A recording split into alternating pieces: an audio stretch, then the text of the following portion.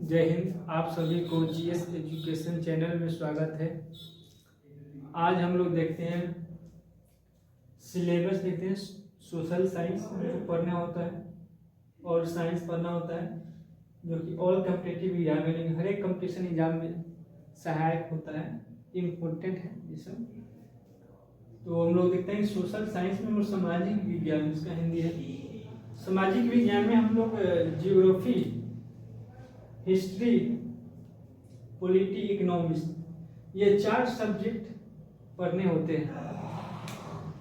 Geography भूगोल हो गया, हिस्ट्री यानी इतिहास हो गया, और पॉलिटी यानी राजनीतिक शास्त्र हो गया, इकोनॉमिक्स और शास्त्र। और साइंस में आ जाएंगे 3 सब्जेक्ट, यानी विज्ञान में आ जाएंगे आपको बायोलॉजी, जीव विज्ञान पढ़ने होंगे, केमिस्ट्री रसायन शास्त्र पढ़ने होंगे, फिजिक्स भौतिकी पढ़ना होगा।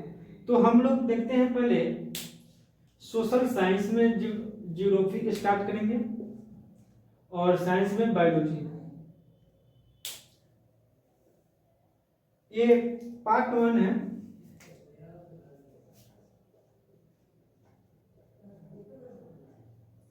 पार्ट 1 है वीडियो। पार्ट 1 वीडियो में हम लोग देखते हैं जियोग्राफी पढ़ेंगे, उसके बाद बायोलॉजी पढ़ लेंगे। ये आगे देखते हैं नेक्स्ट।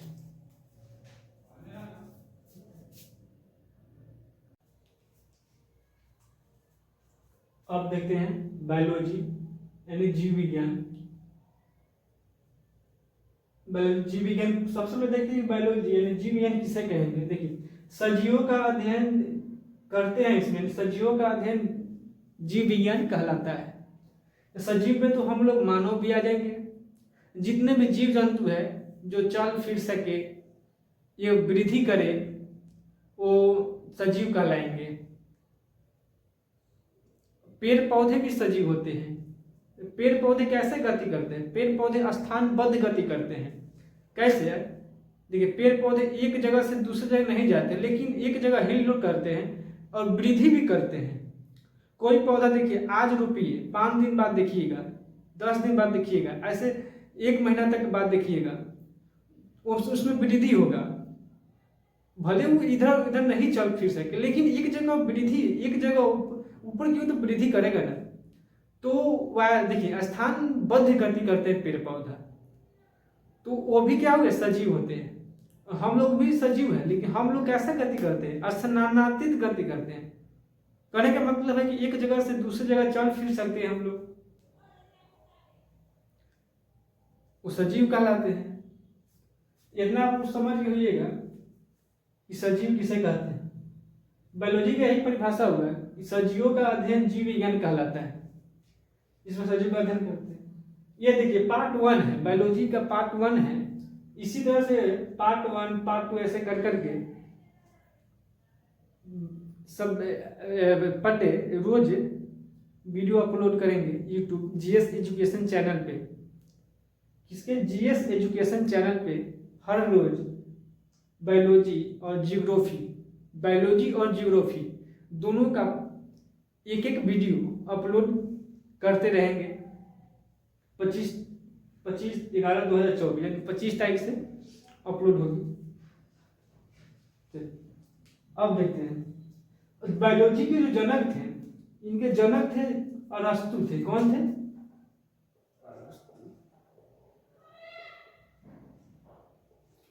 और कहे बायोलॉजी के पिता कौन थे?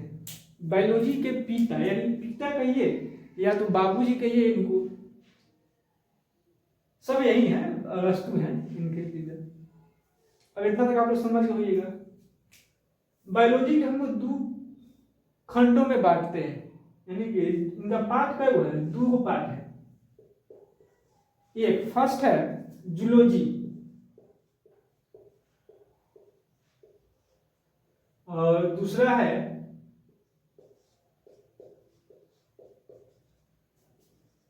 बोटनी। देखिए, जूलॉजी को हिंदी में क्या कहेंगे? जंतु विज्ञान। और बोटनी को कहेंगे पादप, यानी देखिए सबसे पहले समझिए जूलॉजी या जंतु विज्ञान किसे कहेंगे।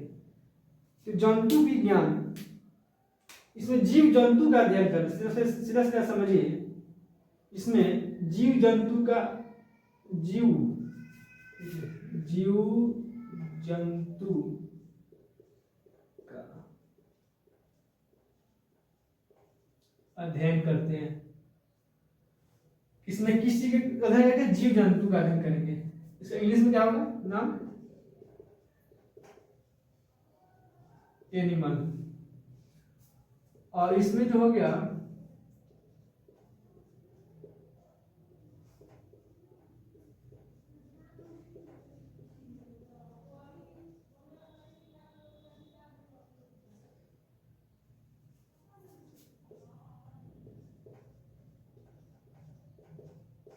चलिए अब समझते हैं इसको। कहने का मतलब है कि जूलॉजी में हम लोग जीव जंतु का अध्ययन करते हैं, यानी एनिमल के बारे में अध्ययन करेंगे। देखिए जीव जंतु यानी देखिए हम लोग भी आ जाते हैं, मानव, कुत्ता, घोड़ा, बिल्ली, गधा इत्यादि, यानी सारे चीज जीव जंतु हैं जो चल फिर सकता है, सजीव में आते हैं। यानी जीव विज्ञान जो है जंतु का अध्ययन कहलाता है। जीव जंतु एनिमल, हम लोग भी एनिमल, मानव किसमें का एनिमल में ही आता है। इसमें जीव जंतु का अध्ययन करते हैं। और बोटनी में किसका करेंगे? पादप। पादप में देखिए पादप करने का मतलब पेड़ पौधा का अध्ययन करेंगे। किसका? पेड़ पौधा यानी कि प्लांट सेल। यहाँ तक हम समझ लेंगे। अब देखते हैं जूलॉजी के जनक कौन थे। जूलॉजी के जनक यानी जंतु विज्ञान के जनक जो थे ये भी अरस्तु ही थे। जीव देखिए जीव जंतु का अध्ययन करते हैं जूलॉजी में। और देखिए जंतु विज्ञान के जूलॉजी के जनक कौन थे? अरस्तु। कौन है जनक? तो जूलॉजी के जनक कौन है? अरस्तु। लेकिन इनका जो जनक थे पादप का यानी बोटनी का थियोफ्रेस्टस कौन थे?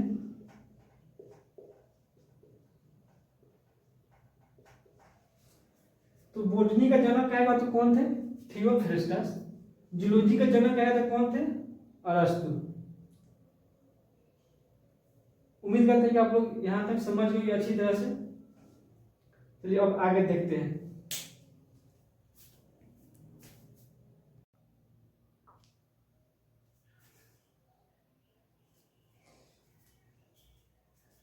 चलिए अब देखते हैं जूलॉजी यानी जंतु विज्ञान। जूलॉजी जंतु विज्ञान एनिमल। देखिए सबसे पहले देखते हैं जंतु विज्ञान एनिमल, जीव जंतु का शरीर। जीव जंतुओं का शरीर किससे बना होता है? देखिए जीव जंतु का शरीर कोशिकाओं से मिलकर बना होता है। देखिए कोशिकाओं से मिलकर हमारा शरीर बना हुआ है। जीव जंतु का भी शरीर यानी कुत्ता, घोड़ा, गधा ये सब जीव जंतु, उसका भी शरीर किससे बना होगा? कोशिका से ही मिलकर बना होता है। मानव शरीर हमारा शरीर भी किससे मिलकर बना है? कोशिकाओं से मिलकर बना है। तो सबसे पहले देखते हैं कोशिका यानी कि सेल।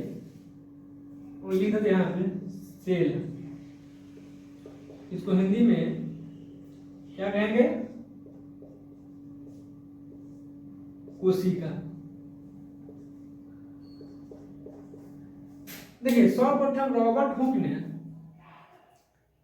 हुक ने एक कॉर्क का पौधा यानी देखिए वो मधुमक्खी के छाता जैसा था। तो मधुमक्खी का जैसा छाता होता है ना, उसी तरह से वो छाता, उसी तरह से एक पौधा कॉर्क, उसका क्या नाम था? कॉर्क का पौधा। किस चीज का? कॉर्क।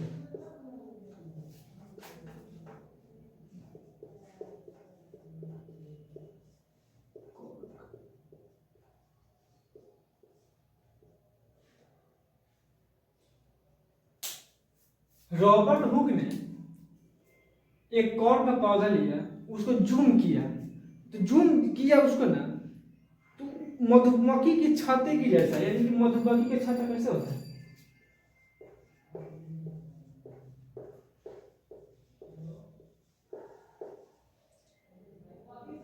इस तरह से होता है मधुमक्खी का छाता। इसी प्रकार का उनको दिखा, तो उन्होंने रॉबर्ट हुक ने इन्हें क्या नाम दिया?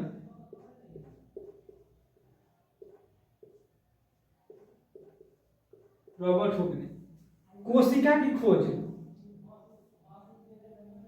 1665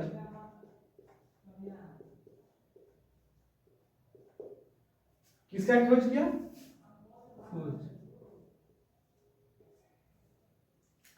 तो रॉबर्ट हुक ने 1665 ईस्वी में एक कॉर्क की पौधा लिया, उसमें झूम करके देखा तो उन्होंने देखा कि मधुमक्खी की छत्ता जैसा है। तो उन्होंने कोशिका था, कोशिकाओं से मतलब बना हुआ, तो उन्होंने कैसा मृत कोशिका खोज किया। कैसा खोज किया?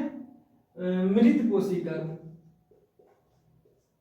रॉबर्ट हुक ने जो कोशिका खोजे थे, मृत कोशिका खोजे थे। सबसे पहले इन्होंने कोशिका खोजा था, जीवित खोजे या मृत खोजे, लेकिन सबसे पहले इन्होंने खोजा था, मृत कोशिका खोजा था। अब बात आता है कि जीवित कोशिका किसने खोजा था। जीवित कोशिका ल्यूवेनहॉक।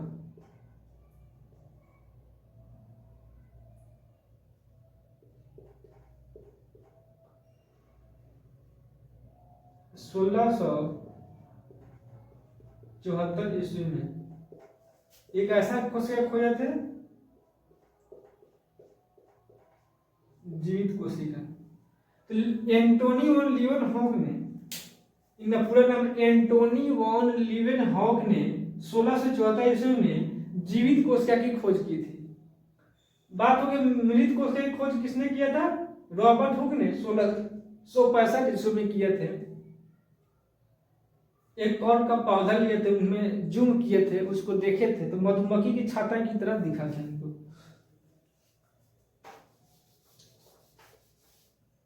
चलिए आगे देखते हैं। तो हमारा शरीर जो है किसका बना होता है? मानव शरीर। और मानव शरीर कहीं पर, मानव शरीर कहीं या जीव जंतु, सारे चीज का शरीर, सजीव का शरीर मतलब देखिए कोशिकाओं से मिलकर बना होता है। जीव जंतु का शरीर कोशिकाओं से मिलकर बना होता है। हम लोग भी जीव जंतु में ही आते हैं, एनिमल में आते हैं, एनिमल हो गया इसका। तो कोशिकाओं से मिलकर बना होता है। कोशिका का परिभाषा ये हुआ, देखिए कोशिका हमारे शरीर की संरचनात्मक एवं क्रियात्मक इकाई है। देखिए शरीर की संरचनात्मक एवं क्रियात्मक इकाई कौन है? कोशिका है, सेल, कोशिका। तो कोशिका देखिए हमारे शरीर की संरचनात्मक एवं क्रियात्मक इकाई है। अर्थात देखिए एक कोशिकीय, कहने का मतलब एक कोशिकीय जीव भी होते हैं, अमीबा।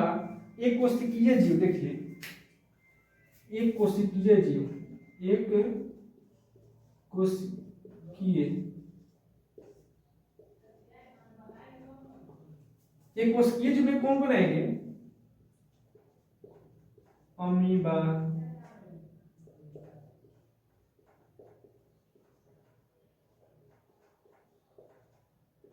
पैरामीशियम, एक कोशिकीय जीव भी होते हैं, अमीबा, पैरामीशियम, बहुत सारे ऐसे जीव होते हैं जो एक कोशिकीय यानी एक कोशिकाओं से मिलकर बना होता है। तो इकाई कहने का मतलब है संरचनात्मक क्रियात्मक इकाई, क्योंकि एक कोशिका के अंदर वो सारे गुण होते हैं जो कि हमारे अंदर जो भी गुण है, यानी एक जनन करने के लिए जितनी जो कोशिकाओं की जरूरत होती है, यानी जन्म देने के लिए, यानी वो सारी कोशिका एक कोशिका में होता है। तो हमारा शरीर जो है हमारा शरीर जो कैसा कोशिका से बना है? हम लोग किस कोशिका, कैसा जीव है? बहुकोशिकीय जीव है, यानी कि बहुत सारा कोशिका हमारे शरीर में है। तो एक देखिए बहुत सारा करने का मतलब है एक से अनेक कोशिका है। यहाँ देखिए यहाँ पे कोशिका होगा, यह सबसे छोटा कोशिका यहाँ पे होगा, जूम करेंगे उसको तो कोशिका के अंदर हर चीज वो गुण होगा जो कि एक मनुष्य को बच्चे पैदा करने के लिए जरूरत होती है, वही चीज है। यहां तक आप लोग समझ होइएगा। चलिए अब आगे देखते हैं।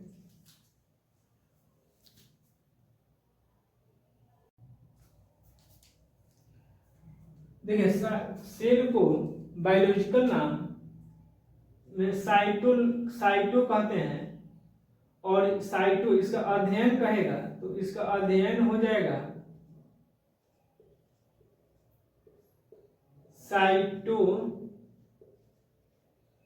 लॉजी। साइटो जो है बायोलॉजिकल नाम हो गया कोशिका का, और कोशिका का अध्ययन जो कहलाएगा साइटोलॉजी कहलाएगा। तो कोशिका का अध्ययन क्या कहलाएगा? साइटोलॉजी। और देखिए इन्होंने रॉबर्ट हुक ने 1665 ईस्वी में मृत कोशिका खोजा था, इसलिए फादर ऑफ साइटोलॉजी कहा है। ये father of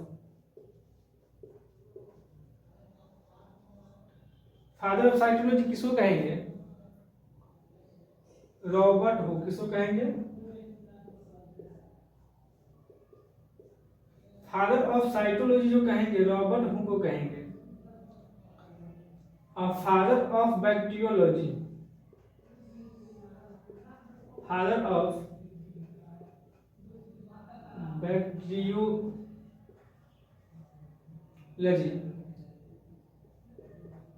Antony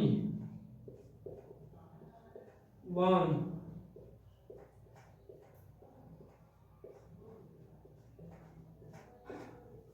father of bacteriology किसको कहेंगे?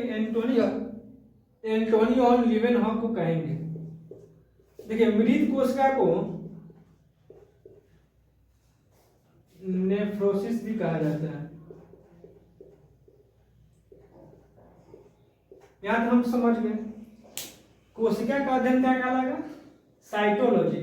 और कोशिका का बायोलॉजिकल नाम क्या होगा? टेक्निकल भी साइटो होगा।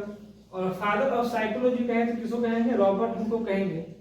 और फादर ऑफ बैक्टीरियोलॉजी कहेंगे तो एंटोनी ऑन लीवेनहॉक को। मृत कोशिका जो खोजे थे रॉबर्ट हुक, उनको नेफ्रोसिस भी कहे थे। और जीवित कोशिका तो पता ही आपको, एंटोनी ऑन लीवेनहॉक ने जीवित कोशिका खोजे थे।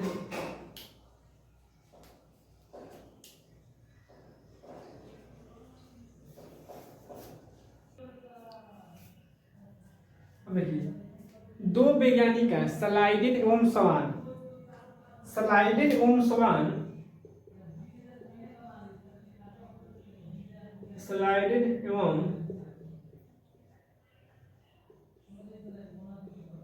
इन्होंने कहा कोशिका शरीर, कोशिकाओं से मिलकर हमारा शरीर बना हुआ है। यानी हमारा शरीर जो है कोशिका से मिलकर बना हुआ है। यानी कि इन्होंने यही कहा था।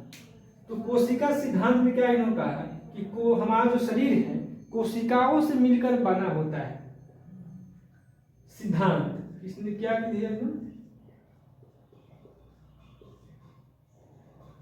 स्लाइडेन और समान ने क्या दिया? सिद्धांत दिया, कोशिका सिद्धांत दिए। और बात आती है कि स्लाइडेन और समान ने जो दो वैज्ञानिक कोशिका सिद्धांत दिए थे। अब देखिए कोशिका हमारे शरीर इस देखिए ओवरऑल देखें, सबसे बड़ा कोशिका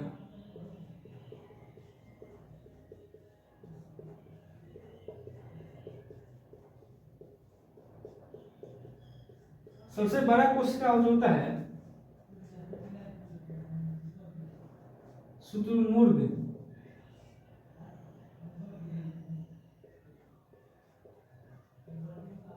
शुतुरमुर्ग के अंडा का होता है सबसे बड़ा कोशिका। और सबसे जो छोटा कहा जाए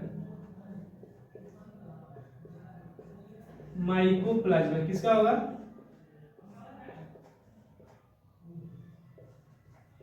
माइकोप्लाज्मा की होती है। ये तो हो गया ओवरऑल। अब ये मानव में सबसे छोटा और सबसे बड़ा। तो मानव में सबसे बड़ा, मानव में जो 12 कोशिका, मानव में सबसे बड़ा कोशिका जो हो गया ओवम, यानी महिला में पाया जाएगा ओवम, यानी कि अंडाणु इसको हिंदी बोलेंगे। सबसे बड़ा हो गया।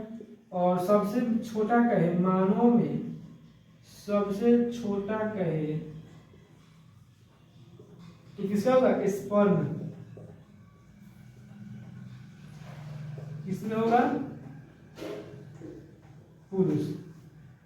देखिए स्पर्म होगा पुरुष में। स्लाइडेन और सामान्य दो वैज्ञानिक ने कोशिका सिद्धांत दिए थे। इन्होंने कहा कि कोशिका सिद्धांत में क्या कहा कि हमारा जो शरीर है कोशिकाओं से मिलकर बना होता है, यही इन्होंने बोले थे। और सबसे देखिए सबसे बड़ा कोशिका ओवरऑल देखिए दुनिया में सबसे बड़ा कोशिका अगर कहे तो शुतुरमुर्ग का अंडा का होता है, और सबसे छोटा कोशिका जो कहे तो माइकोप्लाज्मा की होती है। ये तो हो गया ओवरऑल। भाई मानव में सबसे बड़ा और सबसे छोटा, तो मानव में सबसे बड़ा कोशिका हो जाएगा ओवम यानी महिला अंडाणु की कोशिका की होती है, और सबसे छोटा कोशिका जो होता है पुरुष में होता है, मानव में स्पर्म में होता है। और अब सबसे लंबी कोशिका, ये तो बड़ा हो गया। मानव में सबसे लंबी जो है तंत्रिका,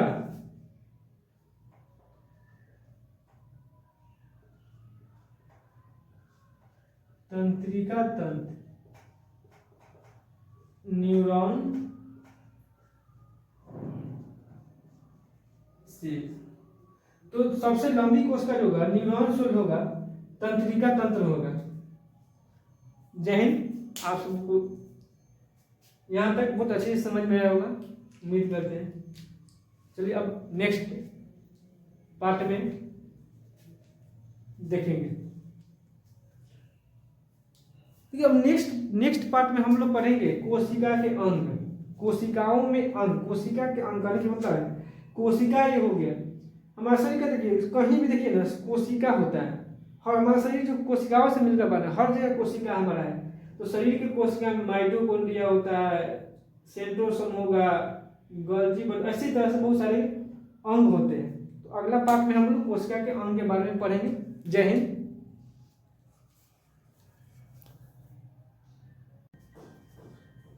अब देखते हैं सबसे तेजी से कोशिका विभाजन कहाँ होता है। कोशिका विभाजन तो हमारे शरीर में हर जगह होता है। अगर कोशिका विभाजन नहीं होता तो हमारा शरीर का कहीं अंग टूट गया, कट गया, घाव हो गया तो ये भरता नहीं, कम होता है कोशिका विभाजन। लेकिन सबसे तेजी से जो कोशिका विभाजन होता है हमारे दाहिने साइड में लीवर होता है। लीवर को यकृत या जिगर कहिए, वही होता है। तो सबसे तेजी से कोशिका विभाजन, तेजी से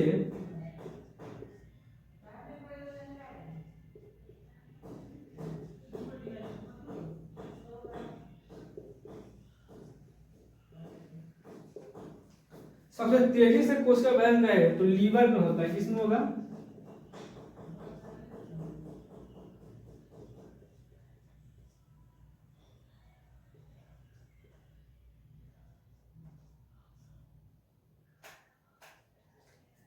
तेजी से कोशिका विभाजन कहे हमारे शरीर में सबसे तेजी से कहाँ होता है कोशिका विभाजन, तो लीवर में होता है, या जिगर कही जाती है, यकृत, ये सब यही है।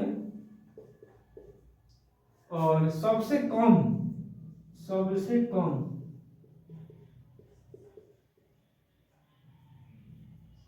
कोशिका विभाजन तो कहाँ होगा? ब्रेन में होगा। कहाँ होगा? ब्रेन या तंत्रिका तंत्र में होता है।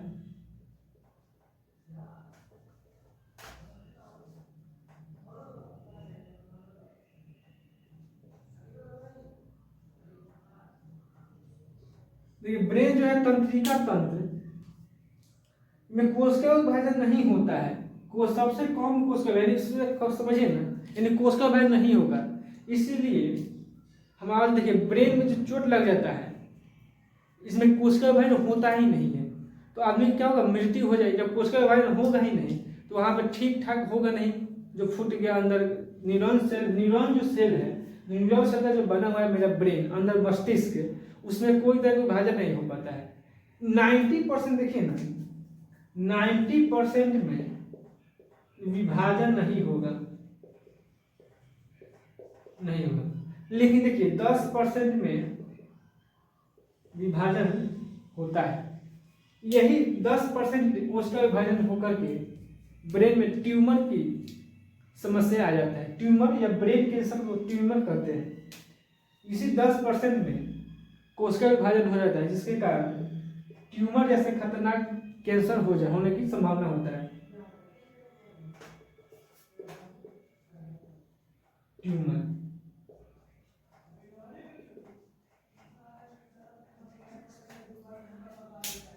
देखिए, सबसे तेजी से कोशिका विभाजन कहें तो लीवर, जिगर यकृत में होता है। और सबसे कम कहें तो ब्रेन यानी न्यूरॉन सेल का बना होता है, न्यूरॉन का होता है। इसमें देखिए 90% विभाजन नहीं होता है। ब्रेन में जो है 90%, मस्तिष्क में 90% कोशिका विभाजन होता ही नहीं है, 10% में होता है। तो 10% किस चीज का बना होता है? गिलियल सेल का बना होता है। किस चीज का बना होगा? Glial cell. यह 10% गिलियल सेल का बना होता है जिसमें कोशिका विभाजन होता है। लेकिन ब्रेन में 90% है, न्यूरॉन सेल का बना होता है।